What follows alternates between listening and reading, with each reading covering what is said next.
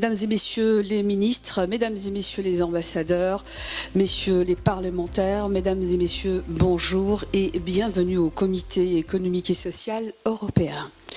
J'ai l'immense privilège ce matin de vous présenter le programme de la journée dans ce haut lieu, il faut le dire, de l'Europe, tout un symbole. Nous sommes ensemble pendant toute la journée pour traiter d'un sujet qui tient à cœur à la présidente de l'association Entreprendre au Maghreb, Samira El Abidi. Je suis très ravie, mais aussi très honorée de me retrouver aujourd'hui parmi vous dans ce haut lieu emblématique. Nous sommes réunis aujourd'hui au cœur de l'Europe et je saisis l'occasion de remercier l'ensemble des membres du Comité économique et social européen et à leur tête le président Jaillet qui a accepté de nous accueillir et d'abriter le colloque qu'organise l'association Entreprendre au Maghreb en étroite collaboration avec l'ambassade de Tunisie à Bruxelles. Le mérite, il faut le dire, revient à son Excellence, M. Rida Mosfer, qui nous a prêté main forte, sans oublier M. Zouhaïr Bourras, la cheville ouvrière de cet événement. Mes plus vifs remerciements, je les adresse également au commissaire européen à la politique européenne de voisinage et aux négociations d'élargissement, M. Jonas Hahn, qui a tenu à se faire représenter par son numéro 2, M. Michael Kohler.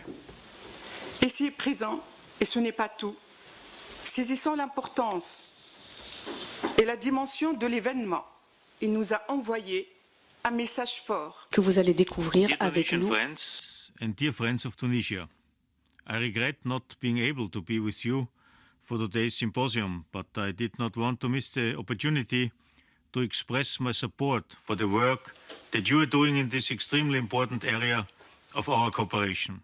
Tunisia is a key partner for the European Union in the Mediterranean region, and we are determined to help Tunisia to succeed in its political and economic transition. Permettez-moi de vous dire que c'est avec une profonde tristesse que je m'adresse à vous quelques jours à peine après la tragédie qui a frappé ma patrie de cœur, la Tunisie, d'un double attentat au cœur de la capitale faisant 1 mort et 8 blessés. Je voudrais demander à votre honorable assistance d'observer une minute de silence à la mémoire de nos martyrs.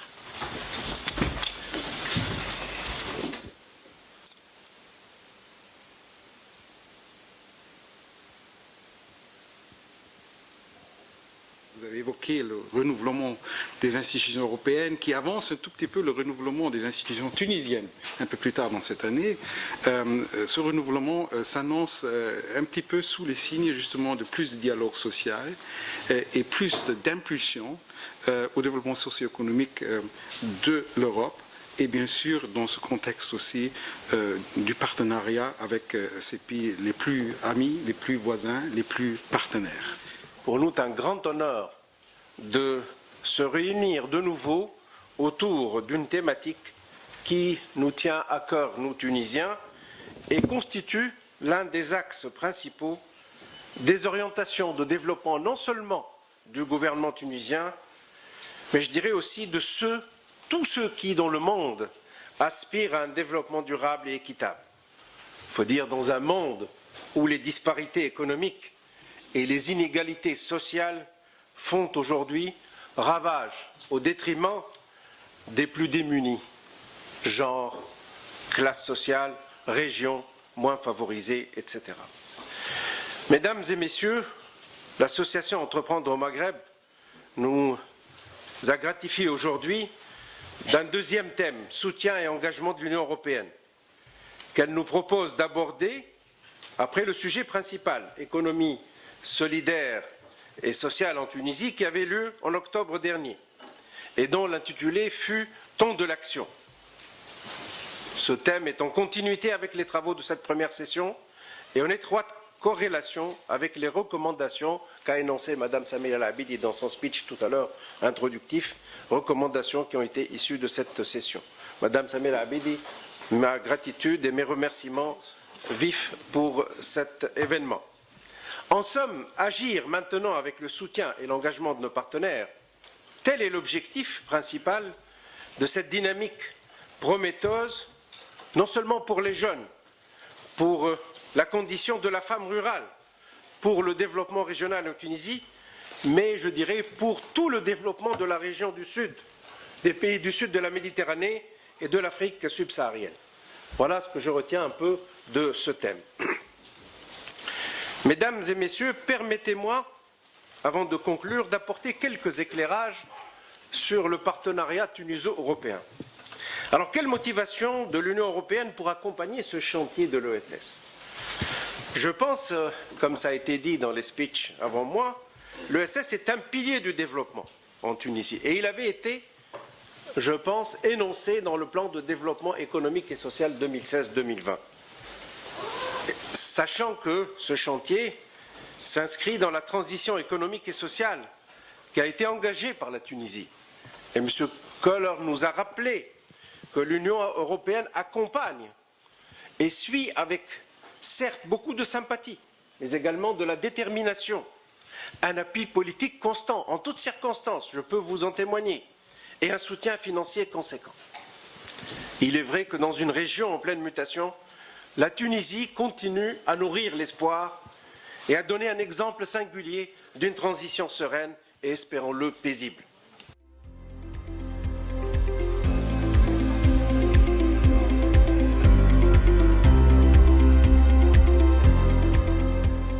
It's always been a pleasure to communicate and to cooperate with our partners from Tunisia. Why? There are a number of reasons. And the first one is that Tunisia, for us, as civil society representatives, has always been a key partner in the area of Euromed region, and also as part of African Union. La réponse se trouve dans la première présentation faite par Madame Slavova, et la place et le rôle de la société civile en Tunisie. Rien ne se passe en Tunisie, rien ne peut se passer en Tunisie sans l'apport et la participation d'une société civile tunisienne qui est devenue une véritable institution. Ce que les institutions militaires dans d'autres pays font, c'est la société civile tunisienne qui le fait. Retrouver de nouveaux équilibres, chercher constamment des dialogues et des solutions. Voilà le rôle d'une société civile très active. En Tunisie, nous en sommes fiers, nous. Soit qu'on fait partie d'une société civile ou qu'on soit responsable de l'autre côté, on est fiers de notre société civile, on est fiers des acquis qu'on a grâce à cette société civile. Donc, pourquoi on est ici aujourd'hui? Justement, on est ici pour montrer à nos amis européens que le gouvernement, les organisations professionnelles, la société civile, on continue à se battre pour justement assurer la transition démocratique dans notre pays. On est ici également pour attirer l'attention des instances européennes sur le choix fait par la Tunisie pour cette troisième voie, pour adopter cette troisième voie qui est la voie de l'économie sociale et solidaire, qui justement nous permettra certainement d'assurer notre développement durable dans tous les secteurs et évidemment dans le secteur que je représente, celui de l'agriculture. Et cette réponse absolument fabuleuse de Churchill à son ministre, lui demandant de rétablir le budget initial, lui disant « Pourquoi fait-on la guerre alors ?» Je crois que ça remet un peu en perspective tout cela. Il est à noter que l'économie sociale et solidaire en Tunisie est relativement développée dans le secteur agricole à travers les SMSA centrales et de base, des UCPA, les unités coopératives de production agricole, et les GDA. Parce que l'économie sociale et solidaire étant un secteur nouveau, l'identification, on l'a faite, d'ailleurs avec l'appui de plusieurs partenaires. Le contact est direct avec les acteurs sur terrain. Comme l'a montré déjà Monsieur le ministre, les programmes, les stratégies sont là. Les financements ne sont pas réellement là, il faut le dire, pour l'économie sociale et solidaire, parce que l'ESS, c'est pas uniquement de l'entrepreneuriat, c'est aussi de l'innovation sociale, c'est aussi une culture. Et donc, juste parler qu'on a des aides pour l'entrepreneuriat social, c'est pas des aides pour instaurer l'économie sociale et solidaire. Même la définition de l'économie sociale et solidaire, il faut essayer de vulgariser les choses, de clarifier et de mettre en évidence les acteurs et les composantes et les liens et les imbrications entre les trois composantes et les articulations. Mais ma crainte, et c'est une question, une réflexion à haute voix, est-ce que on n'a pas peur que ça soit un constat d'échec du partenariat principal au niveau du modèle économique qu'on partage Nord-Sud, et qu'il y ait cette économie sociale et solidaire comme un repli et une alternative qu'on réserve aux pays du Sud. From one Tunisian, who says, why need the European Union Tunisia? And why we should negotiate with them, or why the Europeans should do this? I can tell you, because I think, first of all, Tunisia is a democratic state. You had free elections. Le discours de l'alternative est un discours légitime, mais c'est une question surtout de diversité de formes d'entreprise, de diversité qui conduit à la concurrence, à plus de concurrence, de diversité qui conduit à plus d'innovation sociale, technologique, etc., et à plus de droits et d'options pour les consommateurs. En Europe, dans le domaine de l'assurance, les mutuelles et coopératives d'assurance sont leaders. Je peux vous dire à titre d'exemple que la Tunisie est le premier pays au monde par la superficie réservée à l'huile d'olive biologique en Tunisie. Nous sommes les premiers de par la superficie. Nous sommes premiers en Afrique, tout secteur confondu en matière d'agriculture biologique, et le 20e au monde. Cette année, on a réalisé à peu près 500 millions de dinars d'échanges, d'exportation de produits bio. Les différents opérateurs, aussi bien qui étaient là et qui ont donné un cadrage, un cadre de confiance, si j'ose dire comme ça, entre le pouvoir politique tunisien qui était là représenté par M. le ministre de l'Agriculture, que les associations professionnelles comme l'UTAP ou Sénagri, les syndicats d'agriculteurs, que les responsables de la Commission européenne qui étaient là. Donc ils ont mis, entre autres, un cadrage de confiance, de cette collaboration pour la mise en œuvre de cette économie solidaire et sociétale.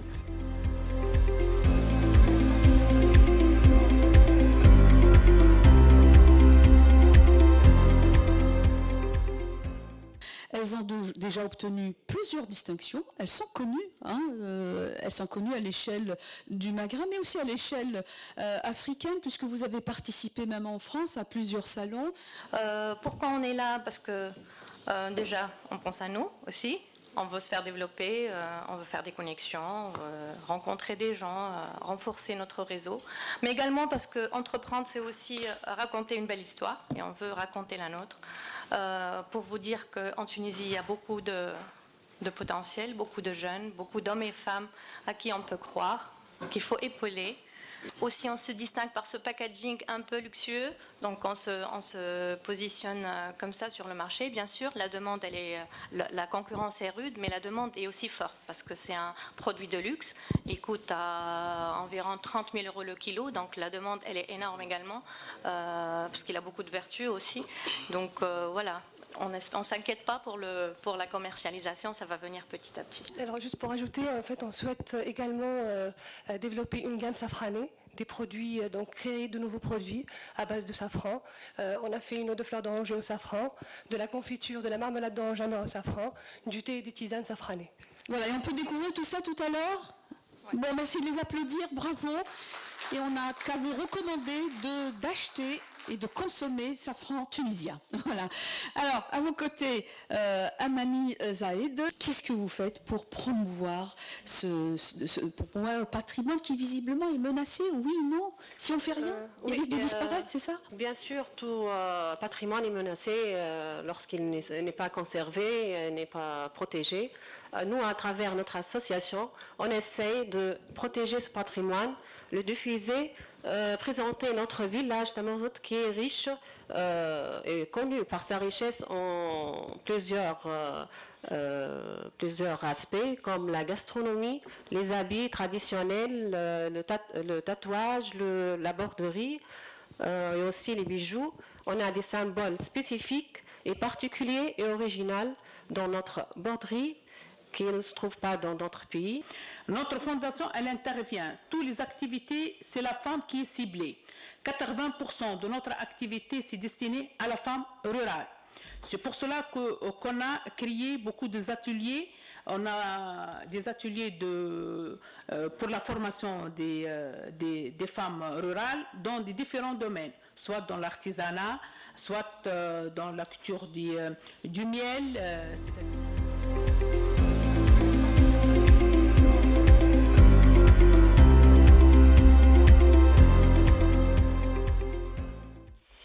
Aujourd'hui, la question n'est plus que l'Europe peut faire pour l'Afrique, mais plutôt que peuvent faire l'Europe et l'Afrique ensemble, dans un vrai partenariat.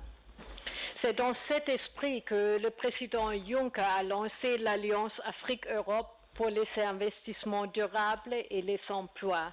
C'était en septembre l'année passée. Depuis Social Economy Europe, nous avons élaboré une proposition de plan d'action européen pour l'économie sociale, ensemble avec tous nos membres, ensemble avec l'intergroupe d'économie sociale du Parlement européen, et nous l'avons présenté le mois de janvier dernier au vice-président Katainen au Parlement européen à Strasbourg. Donc le vice-président européen chargé de Jobs, Growth, Investment and Competitiveness. Emploi, croissance, investissement et compétitivité. C'est encore notre projet, ce plan d'action, c'est notre projet pour les 5 prochaines années. Lorsque vous allez par exemple en Espagne, au Royaume-Uni, au Danemark, au Suède, vous parlez d'économie sociale, en face de vous, vous allez avoir des interlocuteurs qui ne vont pas comprendre la même chose. Donc déjà, c'est très important de définir, mais qu'est-ce que c'est que l'économie sociale? Une fois les réglementations passées, il s'agit de voir comment passer aux modalités d'intervention. Et là, l'expertise en Europe, en tout cas, est intéressante. J'ajoute que sur la région, et notamment en Tunisie, nous intervenons à la fois dans le secteur public, mais aussi dans le secteur privé. Nous pouvons intervenir à la fois via des intermédiaires financiers, des intermédiaires de microfinance, en appui à des structures publiques. Durant les dernières années, évidemment, nous avons constaté qu'il y a eu certaines difficultés qui ont surgi lors de l'octroi de crédit aux organismes professionnels agricoles dans le cadre de ce fonds. Donc, évidemment, il y a eu une apparition de plusieurs textes, mais dernièrement, au mois d'avril 2019, qu'est-ce que nous avons fait? Nous avons établi au niveau du ministère une circulaire qui aide à l'octroi des crédits d'investissement au JOPA. On a anticipé un peu avant l'apparition des textes pour qu'il y ait des incitatifs spéciaux pour ces organismes professionnels. Pourquoi?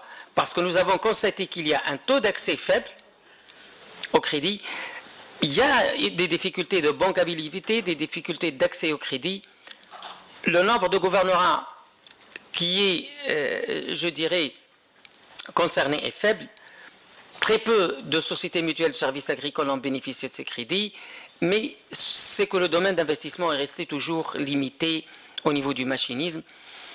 Donc, en moyenne, il y avait eu des crédits de l'ordre de 125 000 dinars, c'est-à-dire des enveloppes relativement modestes. Ce que la BERD fait dans ce domaine, je n'ai pas personnellement connaissance d'un dispositif qui a été mis en place par la BERD en matière d'économie sociale et solidaire. Et donc, est-ce que je me trompe ou est-ce que c'est le cas?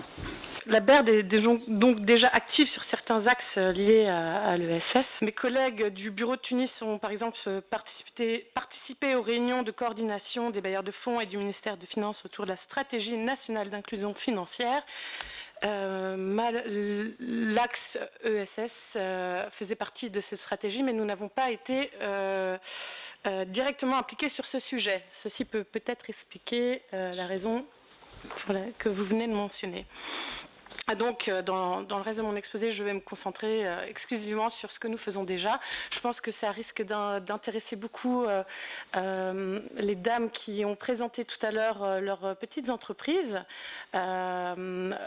puisque je vais vous parler d'un programme que nous souhaiterions lancer en Tunisie en 2019. Quand vous parlez d'emploi, quel genre d'emploi?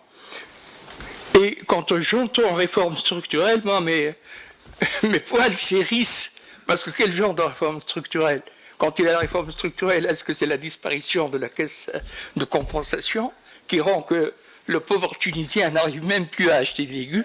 Est-ce qu'on a pensé, dans le cadre du développement de l'économie sociale et solidaire en Tunisie, à créer en fait un volet de coaching, d'accompagnement, de développement de la culture entrepreneuriale? Ça, je trouve très très important. Donc, il faut peut-être créer des partenariats au niveau des universités.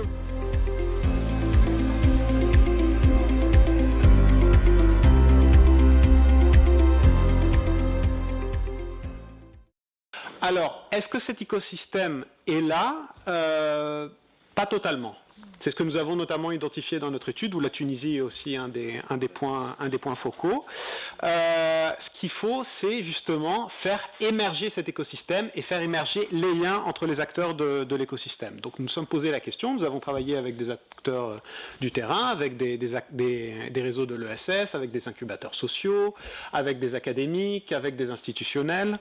Et ce qui émerge, c'est que pour faire émerger justement ces outils financiers, pour faire évoluer les lois, il faut capitaliser sur la coopération nord-sud et sud-sud. Mais il faut surtout capitaliser sur la relation entre le nord et le sud, entre l'Europe et des pays comme la Tunisie, le Maroc, la Jordanie, etc. Très bien. Comment est-ce qu'on opère? Comment est-ce qu'on fait cette coopération? Cette coopération, on peut la faire sur 3 niveaux. Vous avez d'abord le niveau macroéconomique. Donc sur le plan macroéconomique, on a parlé avant tout du cadre qui fait défaut. Il faudrait réunir tous les acteurs des deux rives, donc politiques, institutionnels, intermédiaires, de la finance durable, académiques, tous ces acteurs-là pour se mettre d'accord sur des indicateurs de performance de l'impact social, justement. Et une fois que ce cadre pourra être défini, on peut imaginer que ce cadre sera transféré ensuite dans les ministères pour permettre d'avoir des formations pour qu'eux-mêmes, après, puissent évaluer avec plus de facilité des projets à impact social. Mais aussi, ce cadre pourra être transféré dans des banques, comme vous l'avez dit, car il fait défaut. Car on peut très bien créer des nouveaux outils, et des outils de la finance sociale, mais on peut très bien aussi apprendre ce qu'est la finance sociale à des acteurs un peu plus durables. Donc là, la mise en place, par exemple, d'une plateforme de matchmaking, je pense notamment à la plateforme de l'Europe, qui est la Social Impact Platform, qui permet justement de faire cette mise en relation. On pourrait très bien imaginer que ce dispositif soit étendu sur le plan de l'Euromed, ce qui permettrait à des entrepreneurs du Sud d'avoir accès à des outils qui sont aux normes, mais pas que. Ça peut être aussi des acteurs du Sud qui ont accès à d'autres outils au Sud, mais qui manquent cruellement de visibilité. Voir des bonnes pratiques, donc mettre en place des web videos, faire du role modeling par exemple sur ces questions-là. Nous-mêmes au FEMIS, nous cherchons à mettre en avant le role modeling pour les femmes et les jeunes, essayer de lancer une sorte d'observatoire de bonnes pratiques de l'économie sociale et solidaire en Méditerranée porté par les jeunes et les femmes, donc là on se rejoint totalement, mais aussi sur la nécessité de développer un cadre pour mesurer l'impact des projets ESS. Donc on sera vraiment très très ravis de coopérer avec Entrepreneurs Maghreb. Et encore un grand merci à Samira pour l'invitation. Merci. On a le droit de sourire. Ne bougez pas.